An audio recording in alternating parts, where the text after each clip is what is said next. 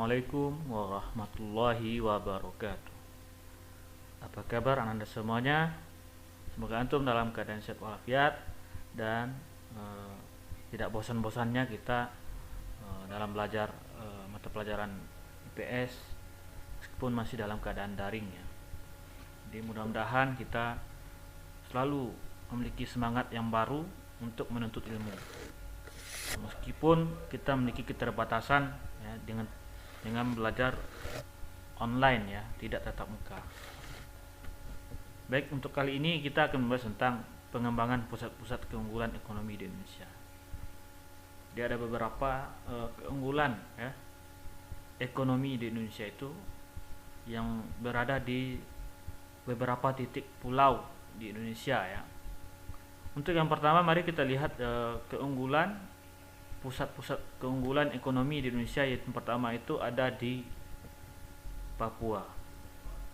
Jadi di Papua ini sangat kaya dengan hasil tambang ya. Jadi seperti kita ketahui bro, di Papua itu ada yang namanya Freeport. Jadi Freeport itu adalah merupakan PT ya, ataupun perusahaan tambang yang mencari emas dan tembaga. Selain dari itu, Papua juga memiliki potensi kayu sebanyak 540 juta kubik. Ini luar biasa ya. Jadi apabila diolah menjadi produk industri kayu, kalau dinilai dengan uang, maka mencapai 500 miliar US dollar ya. Amerika Serikat, dolar Amerika Serikat ya, 500 miliar. Maka kalau kita konversikan dengan rupiah itu luar biasa, sangatlah banyak ya, bahkan bisa menjadi puluhan triliunan ya. Jadi itu keunggulan ya, ataupun potensi keunggulan ekonomi yang ada di Papua ya. Kemudian yang kedua ada Maluku. Di Maluku itu sebesar 92,4% wilayah Maluku berupa perairan ya. Oleh karena itu keunggulan Maluku terletak di hasil lautannya ya. Maluku merupakan penghasil nikel terbesar di dunia ya. Kemudian selanjutnya ada Nusa Tenggara ya. Nusa Tenggara ini terbagi menjadi dua ya, Nusa Tenggara Timur dan Nusa Tenggara Barat ya. Sebelumnya juga termasuk Timor Leste ya. Ini termasuk dalam Nusa Tenggara ya, setelah mereka membebaskan diri atau merdeka ya.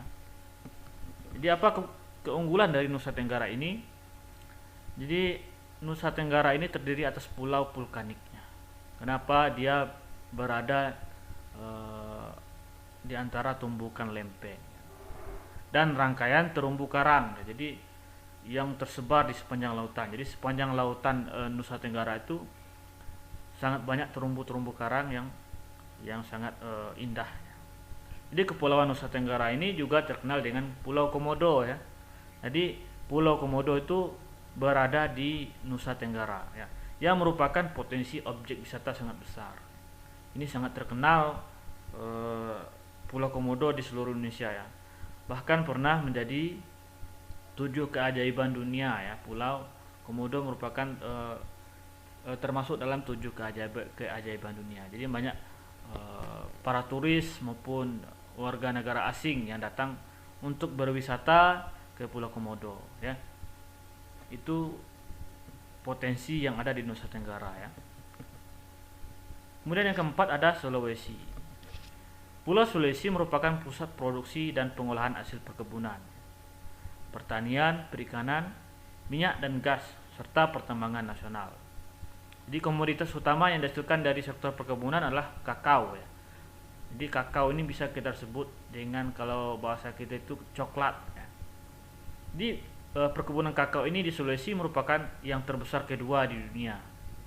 Dan selain dari kakao, Sulawesi ini juga menghasilkan beras terbesar ketiga dunia. Ya, jadi ini keunggulan dari Pulau Sulawesi ya. Kemudian yang kelima ada Kalimantan ya, Pulau Kalimantan. Kalimantan merupakan pulau terbesar di Indonesia ya. Jadi sumber daya alam utama Kalimantan adalah perkebunan dan pertambangan. Jadi kebanyakan kita di Indonesia itu merupakan pulau pertambangan dan perkebunan, ya, karena hasil alam, ya.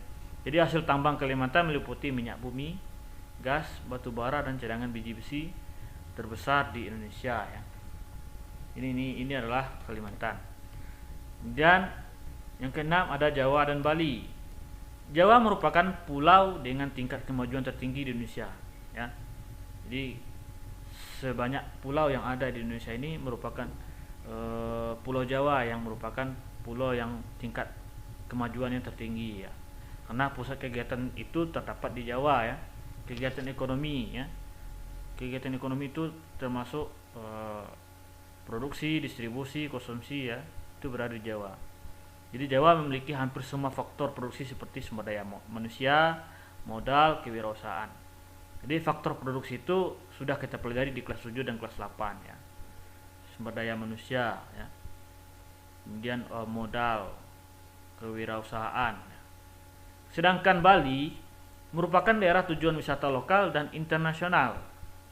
Ya, kita ketahui bahwa Bali ini memiliki pantai, ya, yang bagus sehingga banyak orang-orang asing ataupun warga negara asing itu berwisata ke pantai Bali, ya. Mereka mencari kesenangan, berselancar dan sebagainya itu di Bali.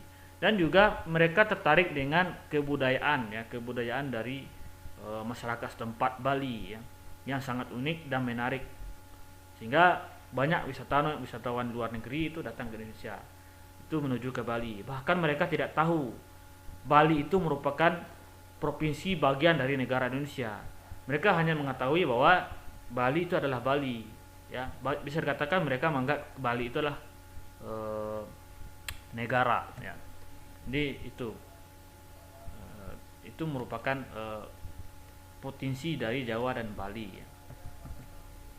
Dan yang terakhir itu Sumatera, ya. Apa potensi di Pulau Sumatera? Pulau Sumatera dikenal sebagai sentra produksi, ya. Sentra produksi dan pengolahan perkebunan, ya, yang terbesar di Indonesia. Pulau Sumatera penghasil utama karet dan kelapa sawit Indonesia, ya.